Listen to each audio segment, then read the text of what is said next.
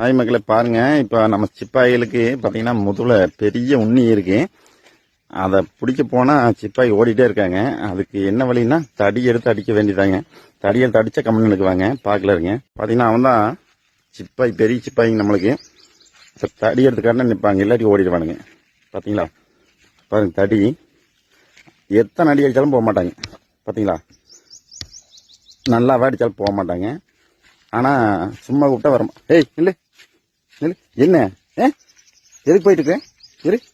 பார்த்தீங்களா, உண்ணி பெருசாக கடிச்சிட்டு இருக்குங்க. இந்த நிலை நிலை பார்த்தீங்களா பார்த்தீங்களா உண்ணி. ஆனால் சும்மா கூப்பிட்டு உண்ணி பிடுங்களான்னா கண்டிப்பாக நிற்க மாட்டானுங்க. ஆனால் தடியெடுத்து அடிக்கிறதுக்கு போனவனை மட்டும் படுத்துக்குவானுங்க. பார்த்தீங்களா என்றா படு படு படுக்கல படு என்ன அடி வேணுமா? என்னடா என்னடா இந்த போலாம். பார்த்தீங்களா, அவ்வளோ செல்லங்க அவன். பார்த்தீங்கன்னா சிறுத்தை புலி எது வந்தாலும் அவன் பார்த்துக்குவாங்க. நம்ம தைரியமே போகலாம் மாடு மேய்க்கிறதுக்கு. பார்த்தீங்களா, மலையோரம் தான் மாடு மேய்க்கிறப்போ. இந்த ஃபுல்லாக மலை ஒரு மேகமூட்டமாக இருக்குது. பார்த்தீங்கன்னா இந்த பக்கம் ஒரு மலை இருக்குது, அப்புறம் அந்த பக்கம் நீலகிரி மலைங்க. பார்த்தீங்களா, அது ஃபுல்லாக வந்து மேற்கு தொடர்ச்சி நீலகிரி மலை. நன்றி, வணக்கம்.